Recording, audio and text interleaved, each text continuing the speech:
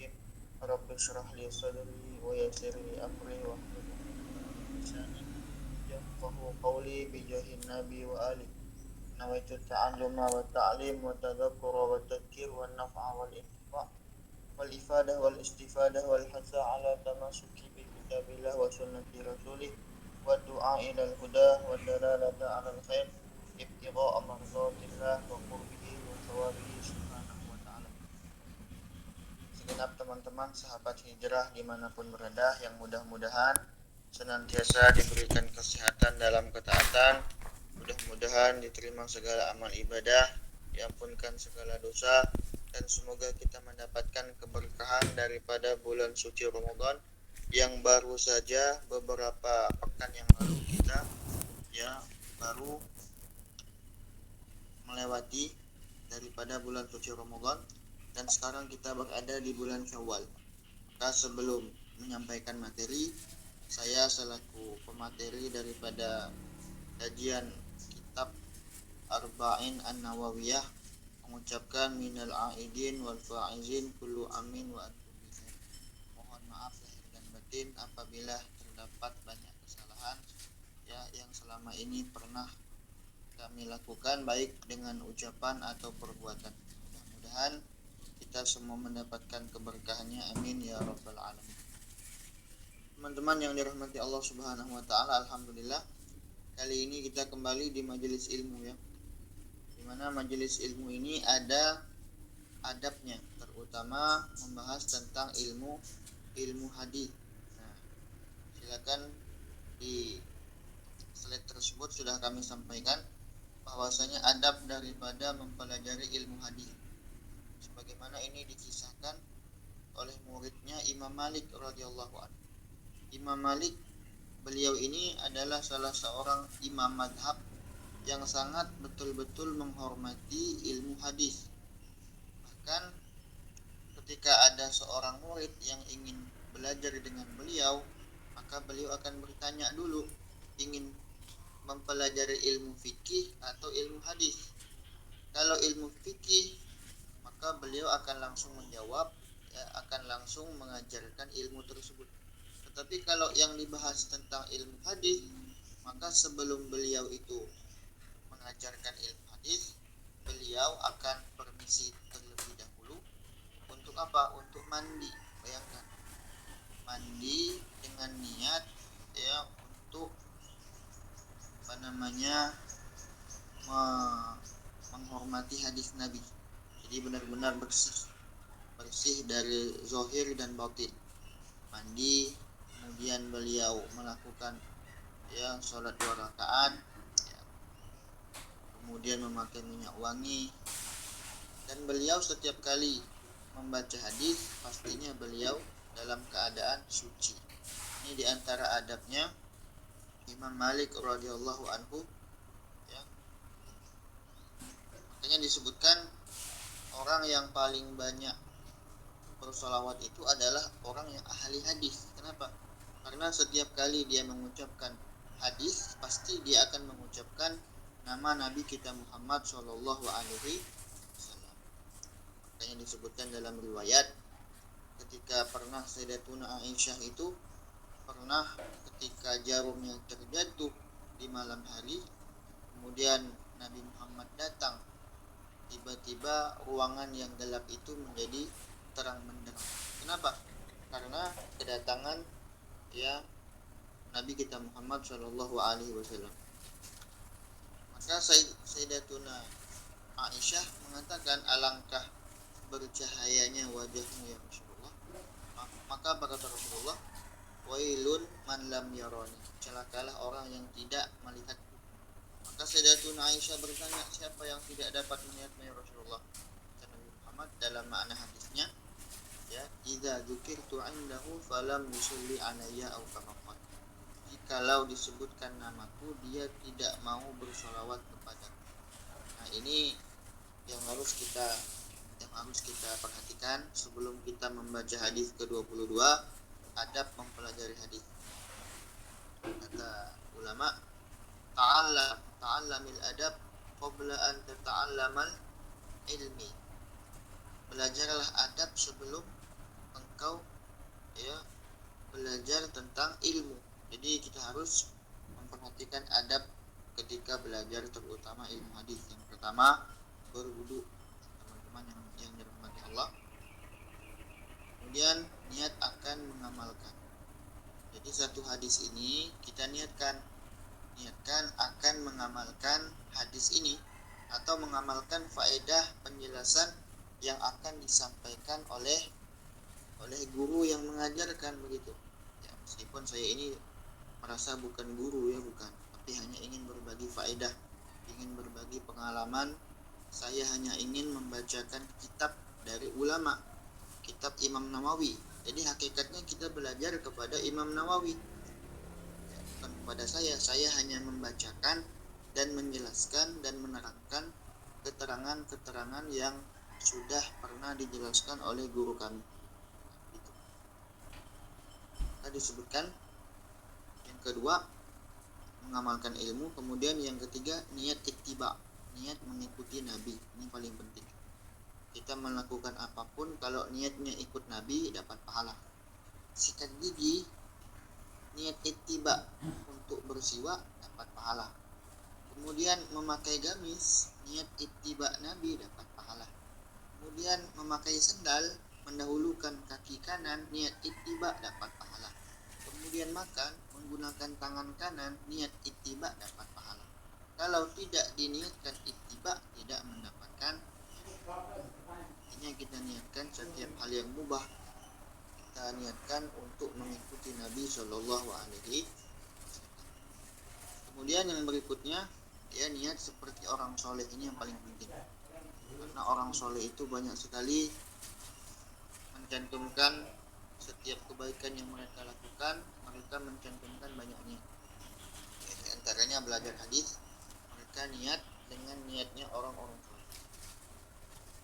Teman-teman yang dirahmati Allah Subhanahu wa taala, next saya lanjutkan pembahasannya. Ini kitab ini, ya, yang akan saya baca ini, tapi yang sudah saya terjemahkan versi Indonesia sudah ada di PDF yang sekarang kita baca. Disebutkan dalam kitab Al-Jawahirul Lu'lu'iyah, syarah daripada Arba'in An-Nawawiyah.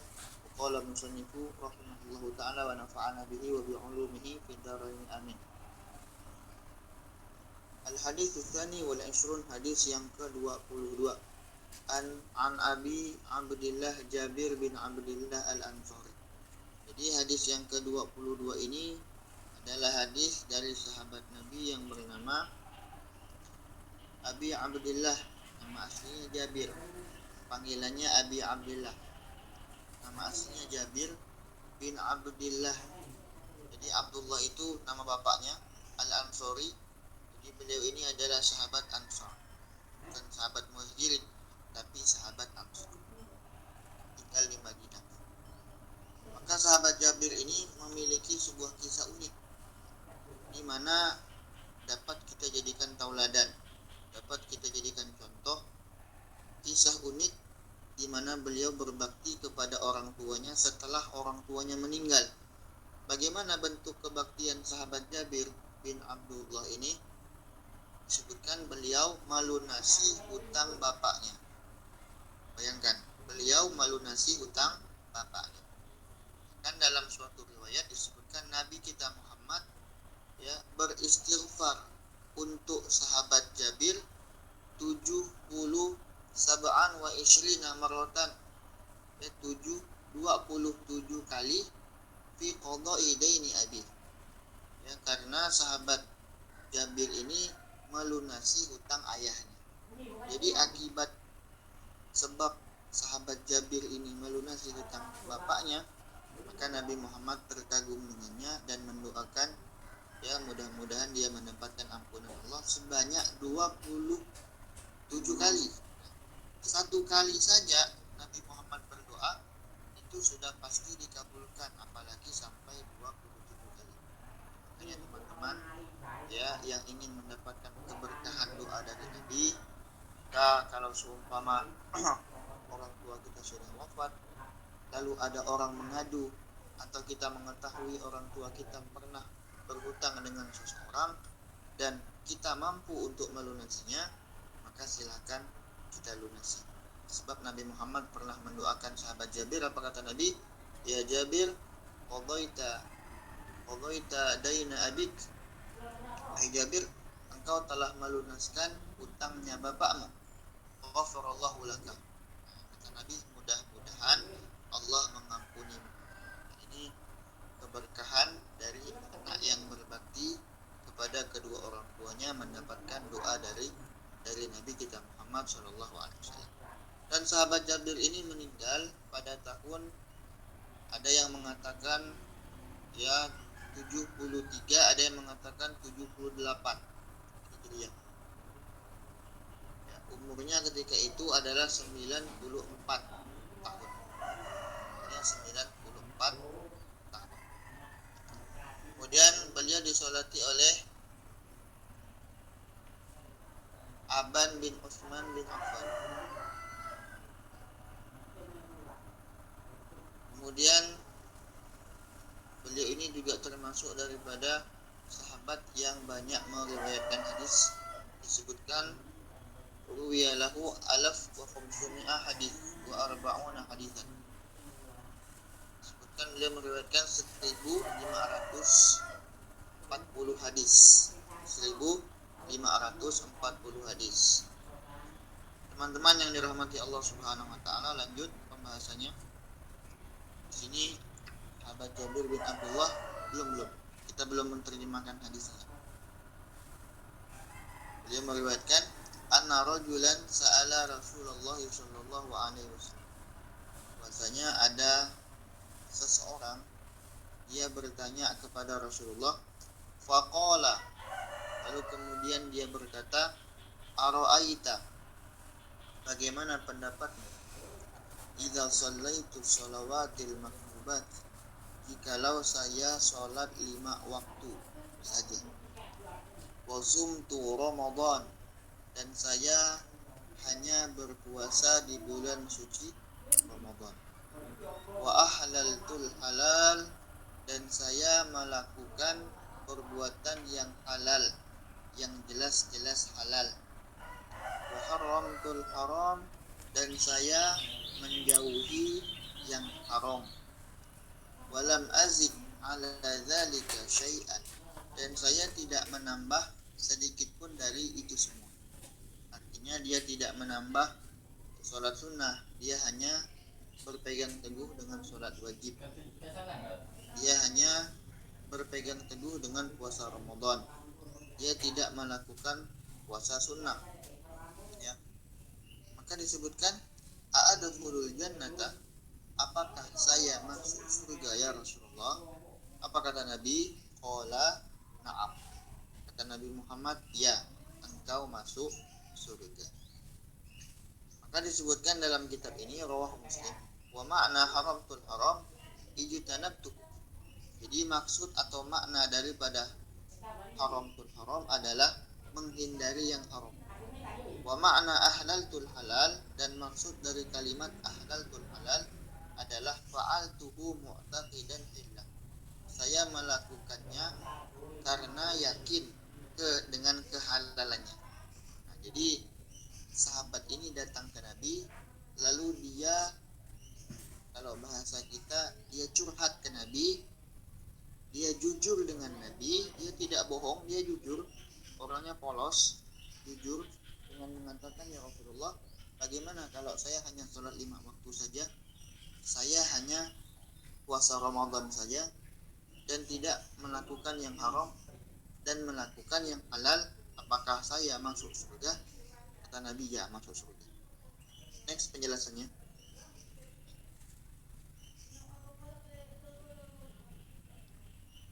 Sebentar, ada yang penjelasan sebelumnya itu, ada yang di bawah belum saya baca. Nah, dalam riwayat yang lain Rasulullah juga mengatakan, ya, barang siapa yang ingin melihat penghuni surga, lihatlah orang ini. Jadi sahabat-sahabat semuanya, dalam riwayat yang lain juga pernah disebutkan itu, ya, pernah kata Nabi Muhammad begini, mengatakan kayak gini dalam riwayat yang lain, ya,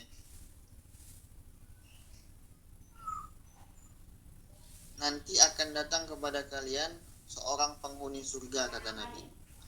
Lalu kemudian sahabat-sahabat yang lain menanti siapakah gerangan sahabat ini. Ternyata ketika sahabat itu datang, dia adalah sahabat yang tidak viral ibadah, yang tidak terkenal ibadahnya luar biasa, tidak. Ya, orangnya orang biasa saja. Maka ketika ditanya orang tersebut apa penyebab dia mendapatkan jaminan surga dari Nabi, apa katanya? La abidu wa fi qalbi ghillun li ahadin minal muslimin. Saya tidak pernah tidur dalam keadaan di dalam hati saya masih menyimpan benci, menyimpan marah, menyimpan sakit hati kepada seorang muslim pun. Artinya tidurnya dalam keadaan sudah memaafkan kesalahan orang lain. Ya, apalagi di bulan Syawal ini teman-teman, kalau teman-teman itu ya masih benci dengan orang lain, artinya itu tandanya teman-teman ya masih menyimpan dendam, masih menyimpan luka. Maka lebih baik kita maafkan supaya kita mendapatkan ampunan Allah Subhanahu wa taala. Nah, dalam riwayat yang lain dalam kitab namanya ya Madza fi Sya'ban karangan Abu Yazid Muhammad Al-Muhaddits, ya, beliau seorang muhaddis, hafal ribuan hadis. Disebutkan beliau mengatakan bahwasanya dalam kitab tersebut tuftahu abwabul jannah yaumal isnin wal khamis. Pintu surga itu dibuka setiap hari Senin dan Kamis. Wa yaghfaru li'abdin likulli abdin, maka diampunkan setiap hamba yang mana hamba tersebut la yusyriku billahi syai'an, tidak menyekutukan Allah dengan sesuatu apapun, illa kecuali rajulan bainahu wa baina akhihi syahna, kecuali seseorang yang di dalam hatinya itu menyimpan dendam kepada saudaranya yang lain. Artinya dia memiliki rasa sakit hati, memiliki permusuhan, nah begitu dengan orang lain. Jadi tidak akan mendapatkan ampunan. Jadi mumpung ini bulan Syawal, mari kita maafkan saudara kita yang pernah berbuat salah kepada kita. Minal aidin wal fa'idin kullu amin wa antum bi khairin. Bahasanya halal bi halal, itu maksudnya. Dipopulerkan pada tahun 1948 oleh Kiai Haji Wahab Bismillah. Itu istilah saja, halal bi halal. Lanjut makna hadis ini. Makna sholat wajib dan puasa Ramadan. Jadi penjelasan menurut ulama, ya, ulama fikih, ini menunjukkan kewajiban utama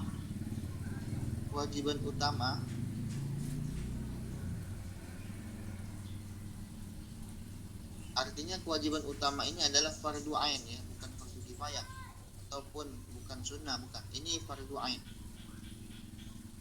adalah fondasi keselamatan. Jadi kalau kita hanya melakukan yang fardu ain saja, insyaallah, asalkan tidak melakukan yang haram atau tidak melakukan yang menyebabkan kita ini termasuk penyakit hati, itu juga dapat menghilangkan atau mencegah kita untuk masuk ke dalam surga. Makanya dalam redaksi lain kata Nabi, kalau perempuan itu cukup melakukan 4. Kalau melakukan 4 hal ini masuk surga dari pintu manapun. Yang pertama, idza sholatil mar'atu khamsa. Kalau wanita sholat 5 waktu saja.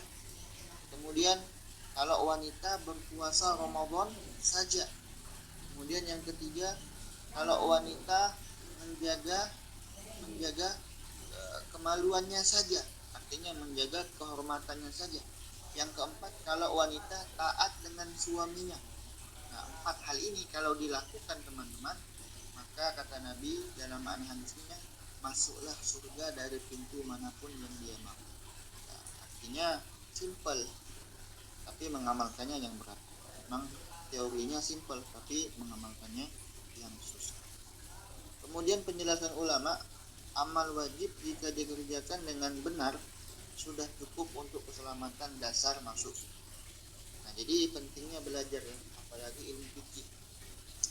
Terutama kalau seumpama kita yang tidak pernah ke pesantren, Maka jangan bosan-bosannya untuk belajar pada guru ya yang ada di majelis taklim, baik itu online atau offline seperti ini.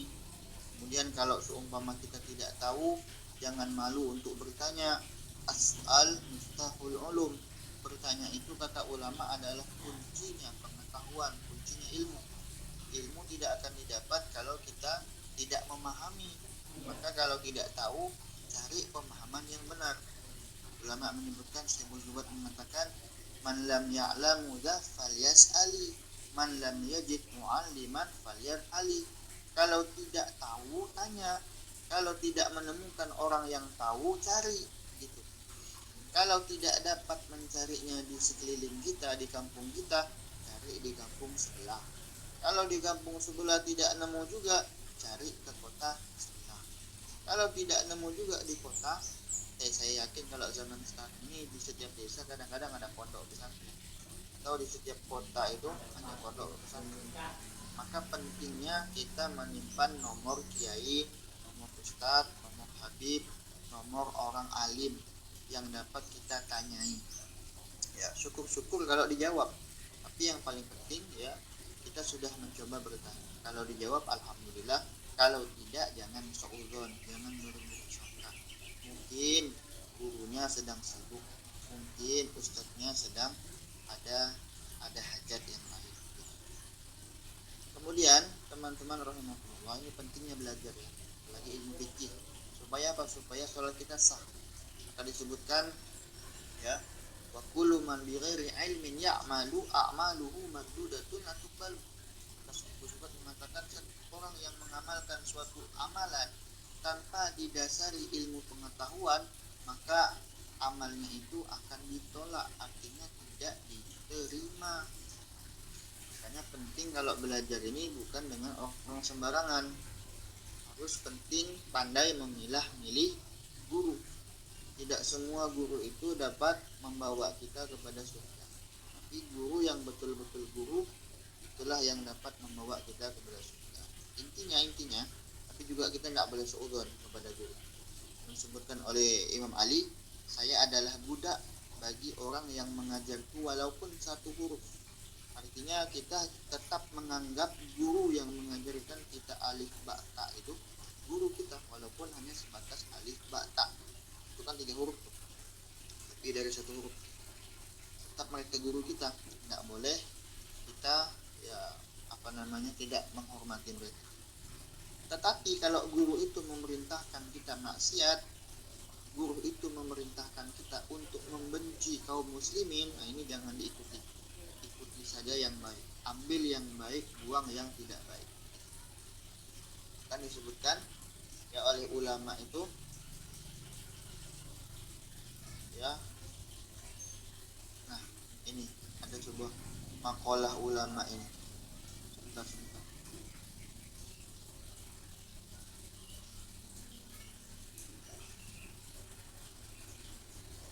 Ini saya ada baca kitab nih tadi malam itu. Dia ada faedah sedikit ya teman-teman.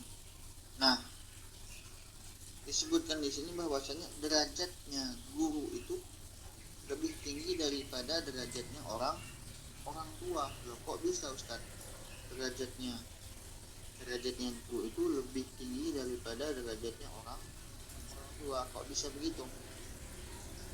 Maka disebutkan ya karena guru itu adalah pendidik jiwa, sedangkan orang tua adalah pendidik jasmani. Contoh, orang tua kita yang dari kecil menyusui kita, kemudian memberi kita makan, kemudian memandikan kita, kemudian yang merawat kita sampai kita dewasa. Tapi kalau guru itu pendidik jiwa. Ingat ya teman-teman, lagunya Indonesia Raya, bangunlah jiwanya, bangunlah badannya. Pahlawan kita zaman dahulu sudah tahu, bangun dulu jiwanya, baru bangun badannya. Bukan seperti sekarang terbalik ya. Bangun dulu badannya sampai gemuk, sampai kayak buntal, kayak bulat begitu. Baru jiwanya itu susah seperti itu. Kita lihat sekarang ini kan, kebijakan-kebijakan itu ya lebih mementingkan perut. Ingat Sayyidina Ali pernah mengatakan, "Man kana hamuhu fi batnih fatimatuhu ma kharaja minhu."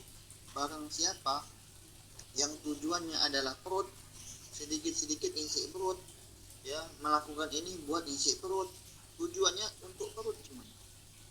Ya, orang punya jabatan tidak lain tujuannya untuk mengisi perut, mengenyangkan perut. Orang punya proyek tujuannya tidak lain supaya dapat mengenyangkan perut. Ya, orang melakukan ini tujuannya tidak lain untuk perut. Artinya apa? Untuk dunia. Maka kata Sayyidina Ali, "Maka nahamu fi batni makharaja fakimatu makharaja." Maka nilainya itu sesuai dengan apa yang keluar dari perut. Coba kalau perut ini diisi, kita makan, MBG lah kita kata, kita makan. Maka nilainya apa? Nilainya seperti yang keluar. Apa yang keluar? Kotoran. Tapi kalau kita niat yang baik, ya itu tidak masalah. Tetapi asalkan niatnya baik, dapat pahala. Gitu. Ini cuma sekilas gambaran saja. Ya. Maka disebutkan di sini, Imam Nawawi menyebutkan ya, dalam syarah Sahih Muslim, beliau menjelaskan orang ini bukan meremehkan sunnah, bukan. Jangan kita katakan sahabat meremehkan sunnah, bukan. Tapi dia jujur, dia hanya melakukan yang wajib saja. Yang kedua, yakin mampu menjaga yang wajib dengan sempurna. Ini sahabat Nabi, dia yakin yang dia lakukan itu sudah sempurna. Kenapa? Karena dia melihat langsung bagaimana Nabi sholat, dia melihat langsung bagaimana Nabi puasa, dia melihat langsung bagaimana Nabi zakat. Jadi permasalahan fikih yang wajib-wajib dia sudah tahu. Beda dengan kita ini jaraknya dari Nabi 14 abad. Artinya apa? Artinya mana mungkin kita tahu bagaimana yang dilakukan Nabi kalau tidak belajar dengan ulama yang kompeten. Ulama itu punya guru, gurunya punya guru, gurunya lagi punya guru sampai ke Rasulullah Shallallahu Alaihi Wasallam. Ini namanya silsilah dahabiyah, silsilah keemasan. Lanjut pembahasan berikutnya. Makna menghalalkan yang halal, mengharamkan yang haram. Penjelasan ulama ya, artinya bukan sekedar tahu hukum, bukan. Ya ini halal ini haram, bukan hanya sekedar tahu, tapi mengikuti hukum syariat dalam mempraktikannya. Dia tahu ini halal, makan babi itu halal, dia tahu. Ya bukan sekedar tahu, tapi dia betul-betul ya mempraktikannya, mengikutinya. Seperti seumpama dia mengetahui makanan ini mengandung ini, dia menghindari. Bukan cuma menghindari, keluarganya juga dia beritahu supaya tidak melakukannya. Atau dia tahu ini riba, hasil riba, maka dia kemudian menjauhinya dengan apa? Dengan tidak melakukannya. Kemudian tidak melanggar larangan besar seperti kabair. Imam Nawawi menyebutkan dalam syarah Muslim, maksudnya adalah menjauhi yang haram dan tidak meremehkannya. Ya. Kemudian menerima hukum tanpa penolakan. Jadi kalau dia salah, dia mengakui dia salah. Tapi di sini disebutkan beliau tidak melakukan yang haram. Artinya betul-betul menjaga dari yang haram. Bagaimana kita tahu itu haram? Bagaimana tahunya? Ya kita pelajari. Karena wajib kita mempelajari yang haram. Supaya apa? Bukan untuk dilakukan, tapi untuk dihindari. Next, lanjut pembahasan berikutnya.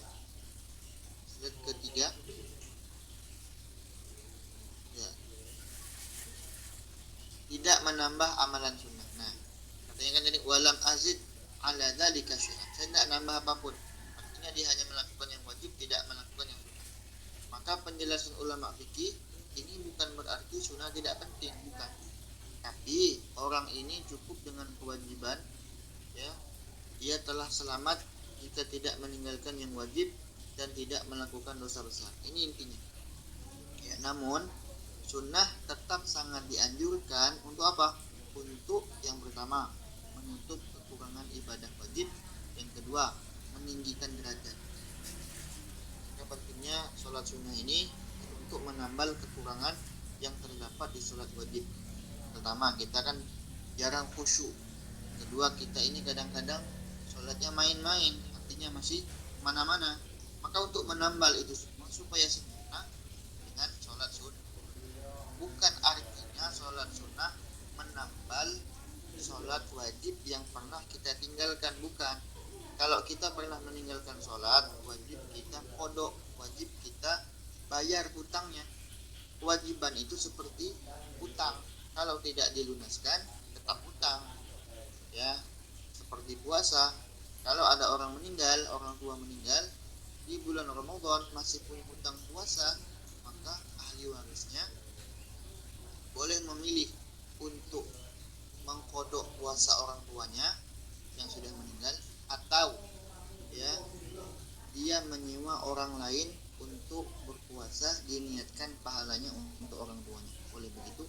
Atau dibayarkan fidyah setiap sesuai dengan hari yang ditinggalkan oleh orang tuanya, 1 hari 1 malam. Lanjut next. Nah, penjelasan dalam perspektif tasawuf menurut Imam Ghazali ini penting. Jadi hadis ini tentang minimal keselamatan. Jadi hadis yang ke-22 ini hadisnya intinya tentang minimal keselamatan, lakukan yang wajib. Tapi dengan catatan, asalkan betul-betul sah sesuai dengan praktiknya, sesuai dengan syarat dan ketentuannya. Ya, jangan melakukan sholat wajib tapi tidak wudu, ini kan tidak sesuai dengan ketentuannya. Ya, la sholata liman la wudu alah. Tidak sah sholatnya orang yang tidak wudu, artinya harus suci dulu. Jadi kalau bersucinya pun salah, harus belajar dulu, artinya supaya ibadah kita sah yang wajibnya itu wajib kita belajar. Kemudian yang kedua, fokus pada keikhlasan. Jadi yang wajib ini dia lakukan semata-mata mengharap ridho Allah, bukan karena yang lain. Yang ketiga, tidak cukup untuk derajat tinggi. Jadi ini minimalnya surga itu, supaya masuk surga yaitu lakukan yang wajib, tinggalkan yang haram, lakukan yang halal. Ini minimal. Tapi kalau ingin derajat surganya tinggi, baca Quran, kemudian apalagi berpuasa sunnah dan lain sebagainya. Lanjut. Nah, hikmah dari para ulama menyimpulkan, pertama, Islam itu mudah tapi serius, ya. Jangan kita menganggap itu mudah, meremehkan, jangan. Islam itu mudah, agamanya mudah, tidak ribet, tapi serius. Kemudian tidak semua orang harus jadi ahli ibadah berat, tidak semua. Jadi ini salah satu dalil bahwasanya orang yang ibadah biasa-biasa ternyata bisa masuk surga. Kemudian wajib dijaga dengan sungguh-sungguh, ya. Kuncinya apa? Kunci utamanya istiqomah salat sama berjamaah. Kemudian orang Badui ini pertama tidak banyak amal, tapi ini yang dapat kita ambil pelajaran. Tapi orang Badui yang bertanya ke Rasulullah ini konsisten ibadah wajibnya, konsisten tepat waktu. Kedua, jujur, dia tidak neko-neko, ya. Kemudian yang ketiga, jangan meremehkan yang sederhana. Karena kenapa? Karena kadang sholat tepat waktu, jujur dalam halal haram itu lebih berat daripada ibadah tambahan. Ada orang banyak sholat sunnah, tapi ternyata sholat wajibnya ya banyak yang dia tinggalkan, bolong-bolong. Ada orang yang suka sholat sunnah, suka puasa sunnah, tapi ternyata dia suka menggibah orang lain, menggibah tetangga, menyakiti tetangga, pernah mencuri. Itu susah, berat. Lanjut. Next.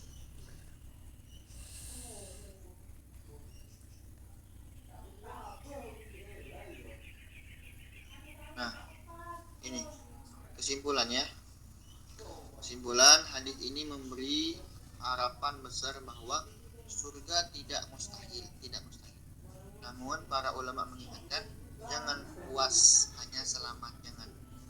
Tapi berusahalah menjadi dekat. Artinya kalau sudah sudah kita melakukannya itu biar supaya selamat saja, jangan ya. Makanya minta itu yang paling tinggi, surga firdaus. Supaya apa? Supaya kalaupun tidak surga firdaus, ya minimal ya di bawahnya. Kemudian, nah ini penting ya, penting nasihat kami. Maka jaga yang wajib, ini fondasi. Kemudian yang kedua, tambahkan sunnah, ini penyempurna ibadah tadi.